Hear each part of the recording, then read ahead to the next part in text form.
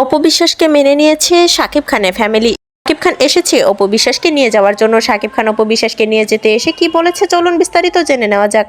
বর্তমান সময়ে অপু বিশ্বাসের সতীন বুবলি 6 মাসে প্রেগনেন্ট অবস্থায় বুবলি শাকিব খানের নামে অনেক কথা বলেছে, যার কারণে শাকিব খানের ফ্যামিলি থেকে একেবারে বহিষ্কার করা হয়েছে হিসাবে বুবলিকে। শাকিব খানের ফ্যামিলিতে শাকিব খানের মা জানিয়েছে বুবলিকে আর কোনোদিনই মেনে নিবে না। শাকিব খানের বোনও জানিয়েছে এই তথ্য। বর্তমান সময়ে অপু বিশ্বাসের কাজকর্ম এবং অপু বিশ্বাসের উদারতা দেখে শাকিব খানের মা অপু বিশ্বাসকে এবং তার নাতি আব্রাহাম খান জয়কে মেনে নিয়েছে। শাকিব খানের মা জানিয়েছে অপু বিশ্বাসকে গিয়ে যেন নিয়ে আসে তাদের গ্রামের বাড়িতে।